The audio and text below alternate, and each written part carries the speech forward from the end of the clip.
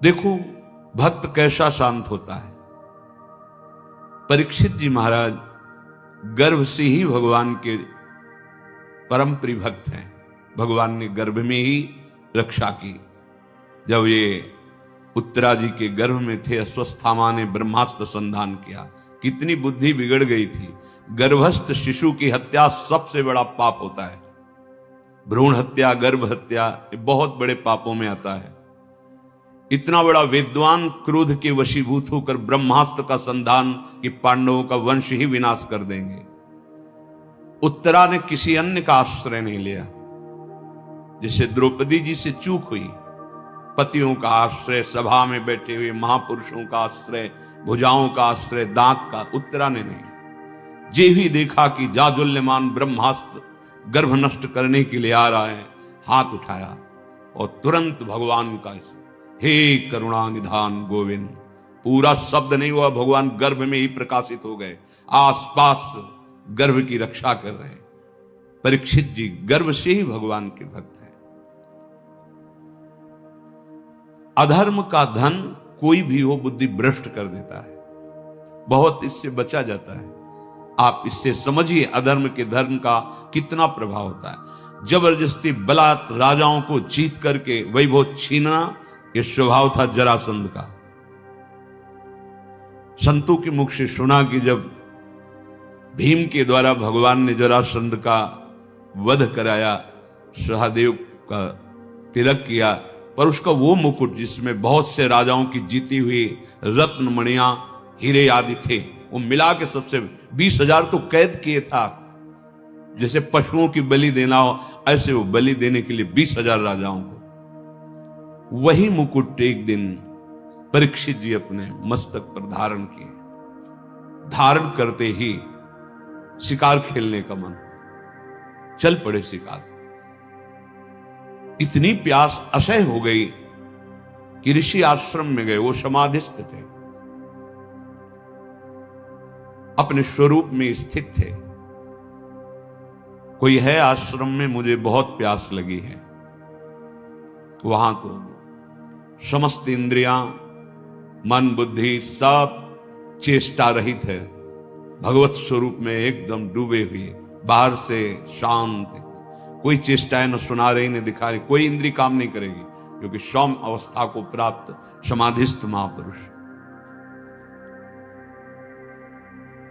पता नहीं कैसे ऐसी बुद्धि बदल गई इतने बड़े महाभागवत की, उपेक्षा करके बाहर निकले, देखा एक मरा हुआ सर्प पड़ा था, ऐसे धनुष की नोक से उठाया और ऋषि के गले में डाल दिया।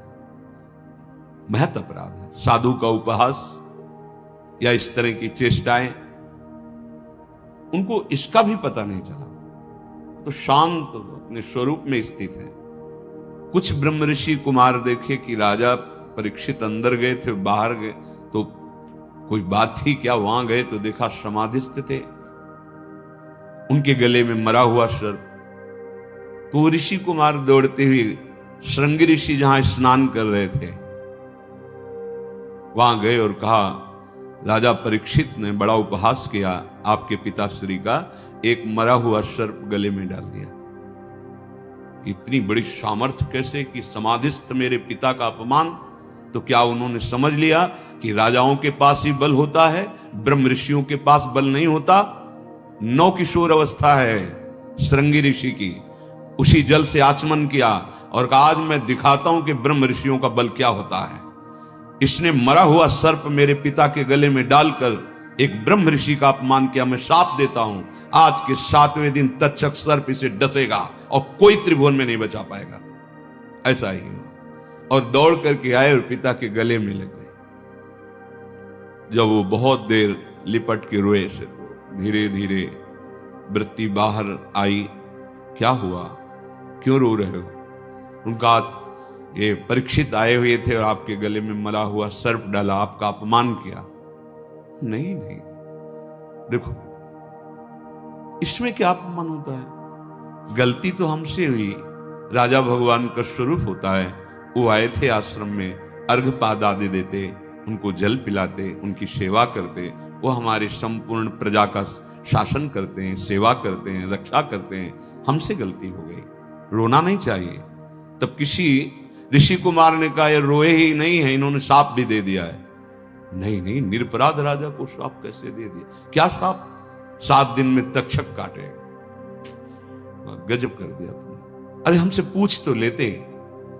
अब ये ब्रह्म वाक्य हैं, इतने बड़े ब्रह्म ऋषि वो भी नहीं काट सकते। अपने शिष्यों को भेजा जाओ और परीक्षित को सूचना दे दो, कोई उपाय कर लो अपने परम कल्याण का। 7 दिन में तक्षक सर्प आएगा और डसेगा। जे ही जाके वहां परीक्षित ने मुकुट उतार के ये क्या मेरे से, ये क्या हो गया?